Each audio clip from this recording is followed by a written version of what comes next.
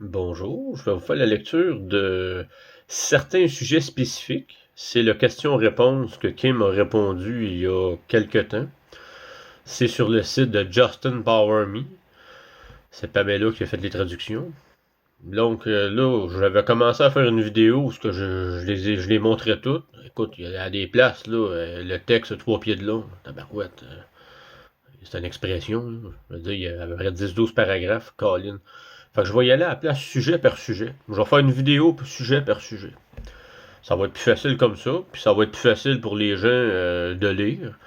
Parce que ça peut durer 6-7 minutes, 2-3 minutes, 10 minutes, 12 minutes. Fait que c'est plus, c'est plus facile, c'est plus intéressant écouter une petite vidéo qu'à une grande vidéo. Ben, quand c'est des rapports, ben là c'est pas pareil, il faut que le sujet suive. Donc je vais commencer par le premier sujet. En fait,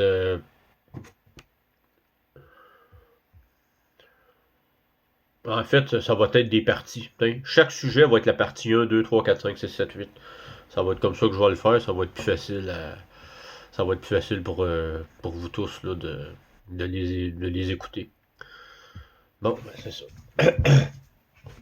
Fait que, on va commencer ça.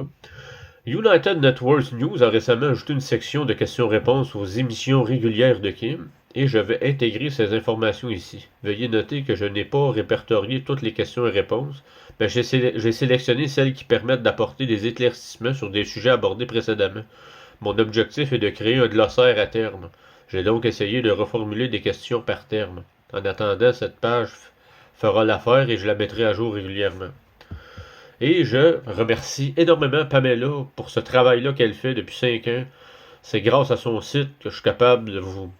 Parce que tous les rapports, beaucoup des sites que Kim avait mis en place ont été détruits par l'État profond pour ne pas que la vérité sorte.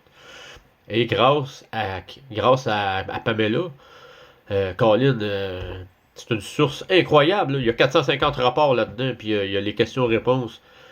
Puis écoute, j'ai d'ailleurs fait une vidéo pour vous montrer où sont les sites puis les liens pour suivre Kim, pour avoir accès à toutes ces informations-là.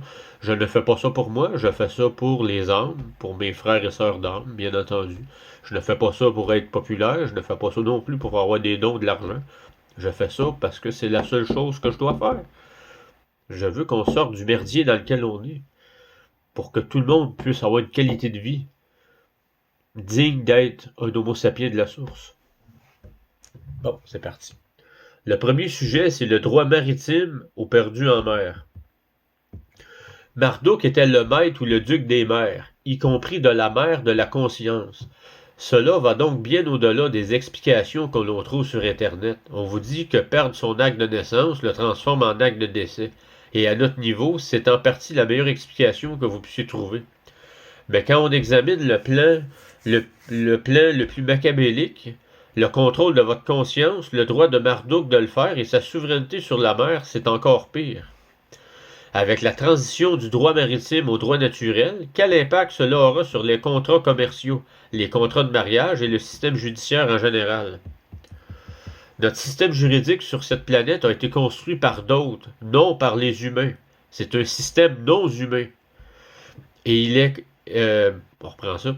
Et il commence au sommet avec le droit monarchique. Quand on arrive aux humains, c'est là le point de départ. Un sous-droit sous le droit monarchique était le droit canonique dans certains cas, puis le droit draconien, puis le système juridique que nous connaissons, selon le groupe d'élite auquel on appartenait. On était soumis à ces différentes lois. Excusez-moi. En matière de système juridique, l'humanité a encore un long chemin à parcourir avant de comprendre et de guérir de ses traumatismes pour pouvoir se gouverner elle-même. Mais en attendant, sans gouvernement, que ferons-nous? Parce que quand on regarde ça, on n'en a plus de gouvernement. Ce ne sont que des bandits à cravate, des criminels qui font que nous piller. Il n'y a plus rien qui fonctionne normalement. Donc, nous n'avons plus de gouvernement. Nous avons juste un semblant de gouvernement qui est un conseil d'administration d'entreprise privée qui est en pleine chute. Bon, je poursuis avec ça. Je suis encore égaré dans mon sujet, mais écoute, il faut bien que j'explique les choses.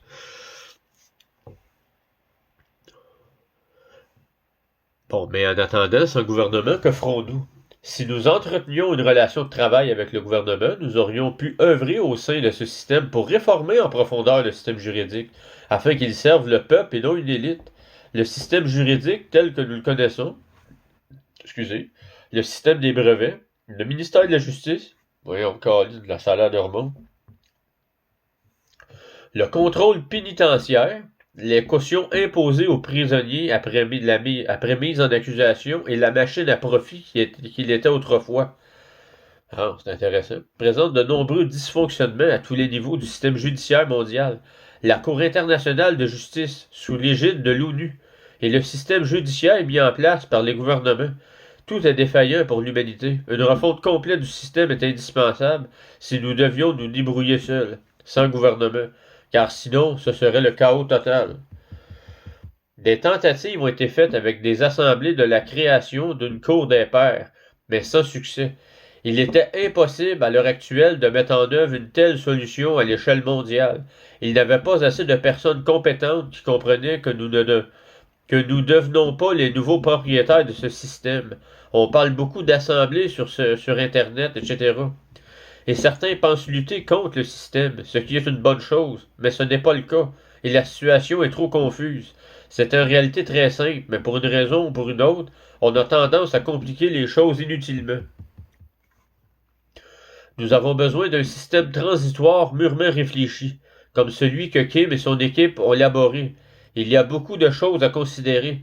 Comment vivre? Quelles sont les règles de la vie en société? Avons-nous besoin d'un permis de conduire, de passeport? Probablement dans un premier temps pour éviter les accidents. Il faut réfléchir à de nombreux points, comme la raison d'être d'un contrat pour être avec quelqu'un, le mariage en étant un exemple. Est-ce que pour des raisons fiscales, d'assurance, pour mutualiser les biens et le crédit? Mais est-ce une obligation ou peut-on choisir? Il faudra se pencher sur ces questions une fois que nous aurons cessé d'étiqueter les gens, ce qui prendra du temps car on nous a conditionnés à croire que c'est ça l'amour. Mais même les petits changements ne se feront pas avant longtemps. Il existe de nombreuses règles absurdes qui servent à nous contrôler d'une manière ou d'une autre. Mais si l'on ne souhaite pas dominer le monde, mais simplement enseigner aux gens une meilleure voie, alors de nombreuses possibilités s'offrent à nous. Ça, c'est la partie 1 du glossaire questions-réponses. On se voit dans la partie 2 du question-réponse qui va être sur les anges.